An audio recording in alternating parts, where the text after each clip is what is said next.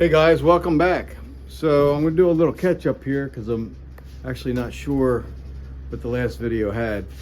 So the other Cougar is gone, the first 68 I had, and now we're working on the current 68. We'll go ahead and flip around, and so this is what we got done. I say we, I don't know why I say we, it's just me. Anyway, got the shock tower ready to go. I ended up closing up these holes, welding them closed and welding in this panel. It's a little ugly, but I'm actually kind of impressed with my first attempt at welding. I didn't burn through anything. It looked like I had good heat penetration everywhere. And then I just went and sanded or cleaned it all off, grind it as smooth as I could. I wasn't too concerned about it. And put the last coat of undercoating and then paint. And here's the other side. Welding's a little uglier, but the holes filled up really nice. There was actually previous owner, or at some point, had cut a hole through here to make access to grease the fittings on the upper control arm. Anyway, I closed that hole off. I'm pretty pleased with how it turned out overall. I'm gonna come from the other side at some point and clean it up, but it worked out really well. So where are we now? Now we're gonna do powder coating. So all of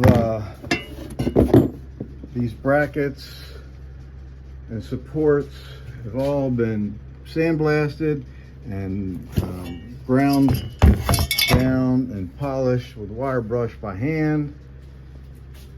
So those brackets and brake line brackets are going to get done as well. So the last step is to clean them up, run them some acetone over top, make sure I got all the grease and fingerprints off. And then they're going to get powder coated using this gun, this dual voltage system I bought. Well, I've had it probably 6-7 years now, but it's worked really well for me. And I'm using Eastwood hot coat powder coating. So it's a powder coat that I've had good luck with, and I've only used 2 others, so I don't really have any a whole lot of product trials to use. It's always worked well for me. And then, so here's the paint booth. It's a dog kennel inside a Wagner paint tent with a filter and a fan on the back side. And when we go ahead, let me turn around here. When we go ahead and we do powder coating, it's very low pressure, 10 psi, so it's more like a breath of powder coat gets shot onto these parts. So they get electrically charged, and the static holds the powder on. Then you put them in the oven for 400 degrees, and there's different times and temps depending on the finish you want and the type of powder.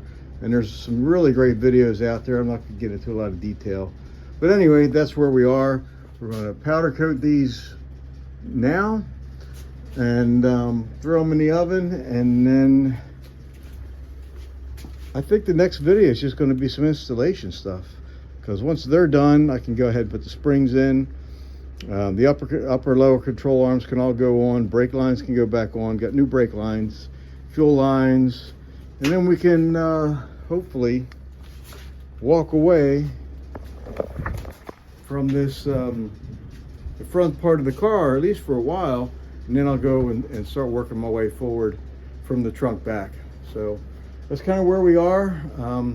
Thanks again for tuning in. I really appreciate it. Progress is coming along. I've taken on a little bit more demanding job, so I don't know if I'll be working as much, but never know. God's got a good plan, and I'm really glad to be part of it. So take care, like, subscribe, do all that neat stuff, and If you know anybody working on a classic car, have them check out the video. Hope you all are good. Take care. Do the next right thing. God bless.